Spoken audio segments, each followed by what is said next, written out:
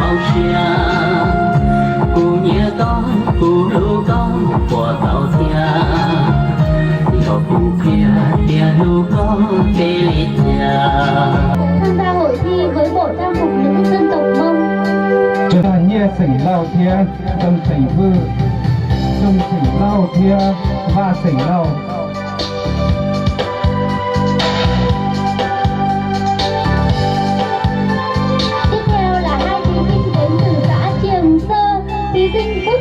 Tôi tỏ xã chiến sở tôi ở từ tôi phải rùa nó như tôi sinh kế cho cháu chỉ cho tin anh sinh môn. Bộ trang phục truyền thống của nam dân tộc Mông và thí sinh Vàng Mai Phương mang số báo danh 12 tham gia hội thi với bộ trang phục nữ dân tộc Mông mang số báo danh 18. Hai thí sinh trình diễn trong bộ trang phục dân tộc Lào. Ở từ tôi luôn là nó tôi xóa tỏ xã mình luôn tôi. Đến từ xã Háng Lìa mang đến hội thi trang phục truyền thống của dân tộc Mông. Chuẩn gì cả nó do cảnh sảnh va thia đồng sảnh va nhớ tỏ xã Hán Lìa tôi sinh kế cho chỉ chọn. Hai thí sinh trình diễn trong bộ trang phục dân tộc Mông. Chuẩn gì cả nó do tù tôi phải hỗ tổ 7 thị trấn Điện Biên Đồng thia qua công sự nhỏ thia cho miệt gì cái phong trào sai.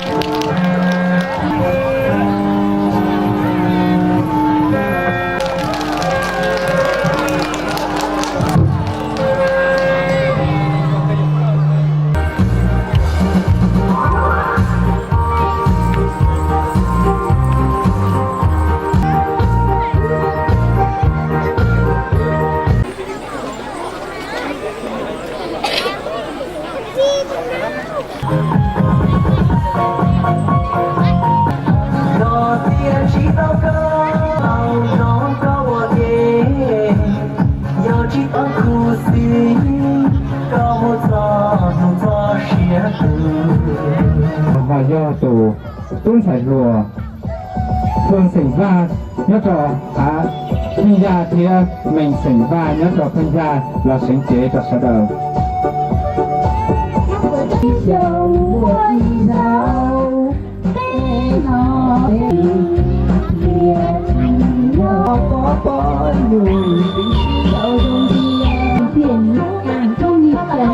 Tiếng hồng rộng áo tự do mang đậm màu sắc dân tộc, áo cổ tròn tay mà về mừng chắp hoa mưa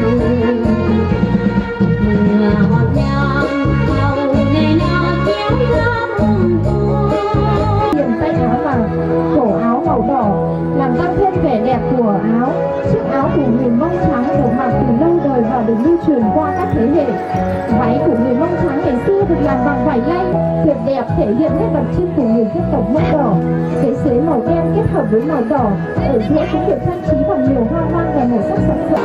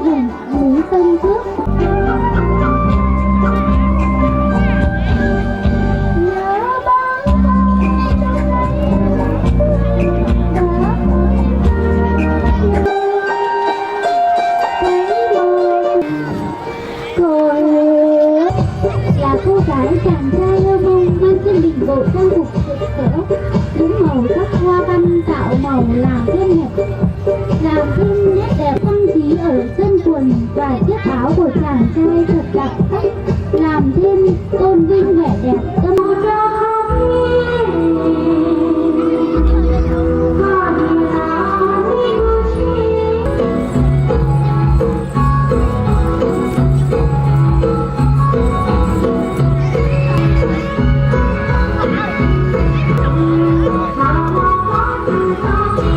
về xã nông tua.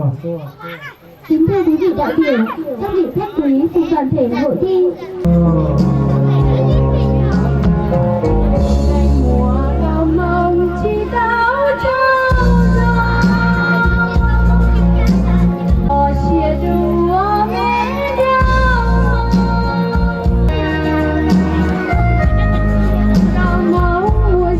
Những cánh hoa phần cà váy được khâu xếp lại cho vừa một vòng bụng và có 2 dây để buộc.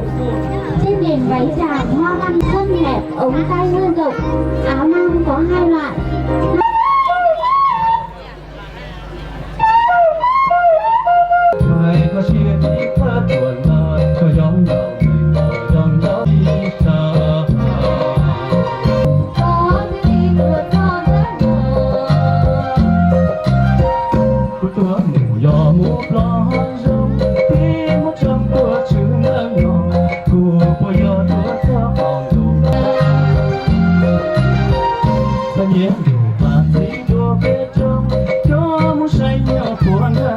Hai đầu thân từ đầu đều được thâu bởi những nét hoa văn sặc sỡ làm ra.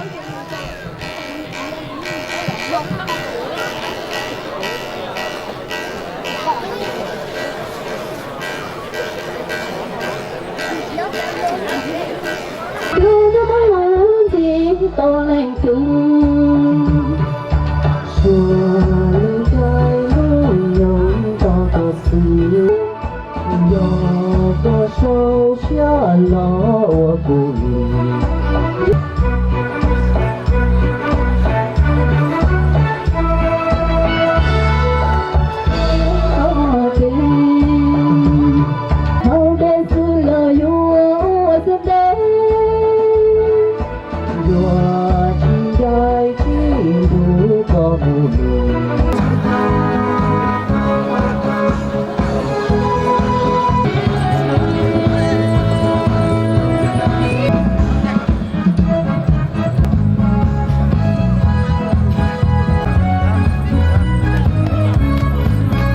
Và hai cô gái còn rất trẻ, chưa có chồng, chưa có người yêu.